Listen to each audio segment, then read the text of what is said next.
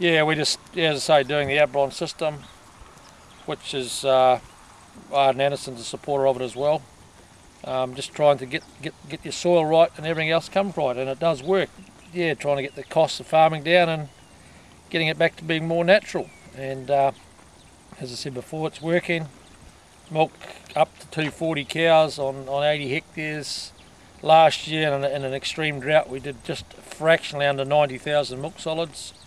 The year before, we did 98,600. What we found is, and you can see it in the soil test, the Brookside test, is that as you change the calcium and the magnesium and the inputs into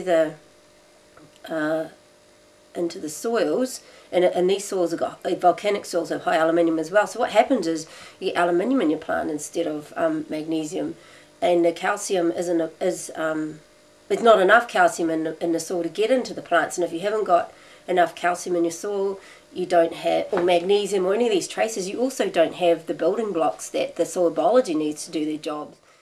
Pastoral soils are very low in fungi, and so we try to culture or make high fungal compost that people can extract in a liquid form and put onto the land to build fungal levels in the soil. And we've been very successful with that. The relationship between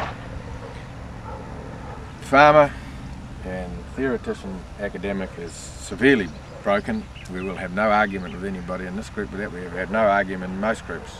In fact, the tipping point's just upon us.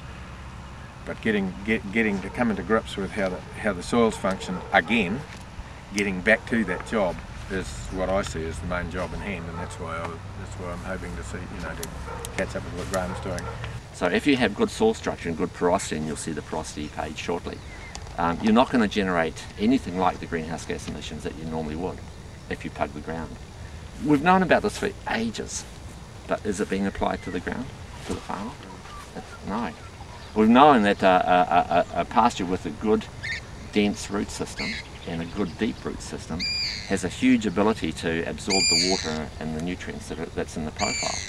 So we apply the nutrients in the fertiliser, and with this dense deep root system, much of those nutrients are going to be taken out, giving you good production rather than going into the waterway. And we've known about that for years. Is that going through into the farm? And on some of our most leaky soils in the country around the Rotorua Lakes and Lake Taupo, on those pumice soils, what do? We apply highly soluble fertilisers. The superphosphates of DAP is high nitrogen. And hello, we sort of say, we've got a coliform problem in our lakes. What are we going to do about it? So AgResearch do scientific work looking at the effect and the rate of movement of nutrients from the fertiliser into the lake. And they're looking at the highly soluble fertilisers. Nobody's sort of doing work on looking at the smarter fertilisers, the reverted supers and various other forms that provide these nutrients in a slow release form as well. That work's not being done. It's just amazing. Priority beyond doubt is that we pay farmers, and we do this very shortly, we pay farmers to take that carbon from the atmosphere and put it back in the soil, and there's never been a greater win-win situation ever for certainly the farming industry, but for consumers buying that food, because the essence of fertility is organic matter, and it's the very thing we've lost most of in our 70 or 80 year chemical farming experiment. And to be paid to fix that carbon back in, there's going to be this tremendous thing where the nutrient density of the food improves, the requirement for chemical intervention reduces as we build the carbon, and there are numerous other benefits, including the reduction in erosion and stopping the leaching of nitrates into waterways and so forth. It is just an amazing potential outcome, and of course in the process we theoretically can save the planet, and it's the only segment, agriculture is the only one that can turn it around. We can slow down, we can cut emissions by 100%, and we don't, in 200 years we get down to where we were in 1975. We have to do something a little more dramatic. We've actually got to take some from there and put it back in the soil, and as I said, hugely beneficial. So, my name's Barry Riddler, and just a quick background. Basically, got background in both practical farming, it's dairy farming, sheep and beef, owner, operator and managing, supervising dairy farms as well, still am. Did 11 years at Massey University after having completed an honours degree there in agricultural economics, farm management. And during that time, with the dairy farming especially, I got frustrated at the fact that there's so much fogginess that goes on in farming. We're not actually looking at things in the correct manner, we're not using some of the economic principles nor some of the proper animal production, pasture production and soils data that's there. We're not using it, we're ignoring it. And so what I've done is over the last 20-25 years is put together knowledge from many sources and put together a program which we've called GSL.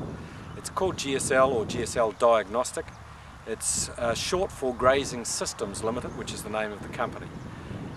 I guess that it's an entirely different way of doing things to what's been there before. Most people rely on a spreadsheet or sort of spreadsheet type programs which link up to a limited extent. What we've done with GSL is actually use a technique called linear programming, which allows us to simultaneously look at many different options at one time, and each of those different options links with each other to actually in the end come up with the best dollar profit. Rather than looking at a production per hectare or maximising anything, what we're looking at is making the best use of resources to make the best profit.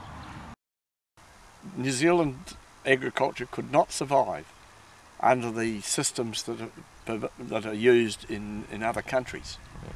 They're just too costly. Yep. And so that's been why we've been able to excel in the market. If we can do it here, they can do it elsewhere. So long as they have the right product to do it with. Do you think we're losing some of those efficiencies that we've in New Zealand? I do believe we're losing some of those efficiencies because of the introduction of genetics from outside.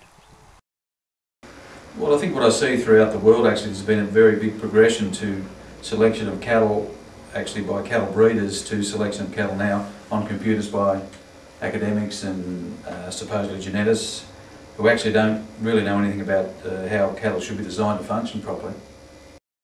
My lowest BW cows are my highest producers and my best breeding cows.